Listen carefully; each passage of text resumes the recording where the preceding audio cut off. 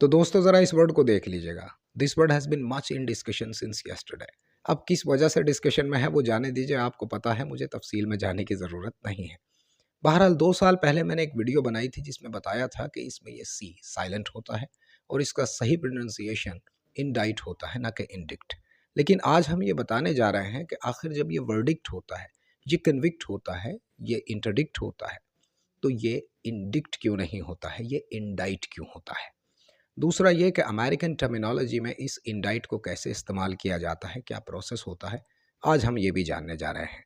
हमेशा की तरह वही एक छोटी सी वीडियो और हमेशा की तरह वही एक आखिर तक देखने की गुजारिश। सबसे पहले बात करते हैं कि अमेरिकन जुडिशरी सिस्टम में इंडाइट कैसे इस्तेमाल किया जाता है। तो मैरियम वेबस्टर डिक्शनरी के अकॉर्डिंग जब उसकी जांच एजेंसियां जो कि FBI या IRS हैं, उन्हें लगता है कि किसी आदमी ने कोई क्राइम किया है, तो वो सबसे पहले उस आदमी के ख़िलाफ़ कुछ एविडेंस इकट्ठे करती हैं।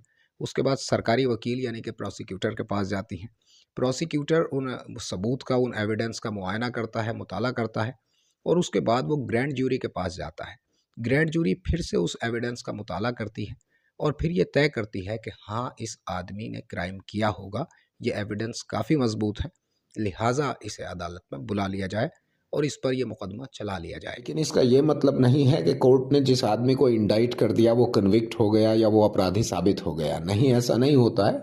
इंडाइट का मतलब यही होता है कि अब उस पर मुकदमा चलेगा, आगे वो अपनी इनोसेंस साबित कर सकता है, कोर्ट उसे कन्विक्ट भी कर सकती है, कोर्ट उसे रिलीज भी कर सकती है। जूरी का ये मानना कि इस आदमी पर मुकदमा चलाया जा सकता है, ये इंडाइट या इंडाइटमेंट कहलाता है।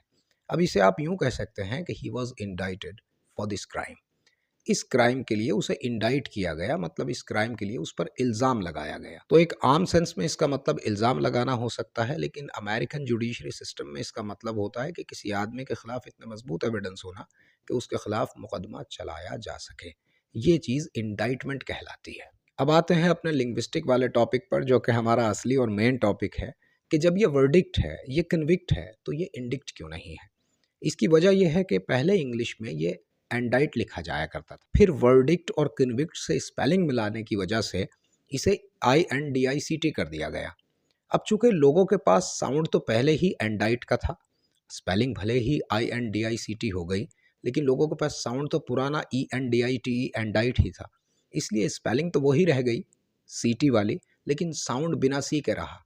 इसलिए ये लिखा तो इंडिक्ट जाता है लेकिन पढ़ा एंडाइट जाता है। एक और राय भी है विद्वानों की जो कहते हैं कि ये इंडिक्टेयर से बना है, लैटिन भाषा के, इसलिए इसे में सी जो है शामिल है, लेकिन वो सी पढ़ा नहीं जाता है।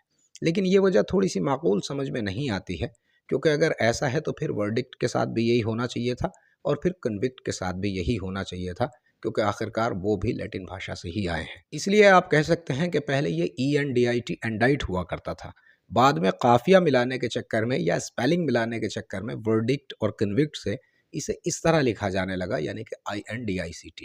इस तरह लोगों के पास आवाज़ तो वो पुरानी वाली रही, ENDITE वाली, लेकिन स्पेलिंग उनके पास INDICT हो गई। बस ये वजह है इस इंडिक्ट को इंडाइट पढ़ने की। अब मुझे बताइए, ये छोटी सी वीडियो आपके लिए यूज़फुल हुई या नहीं, जानने का इंतज़ार करूँगा।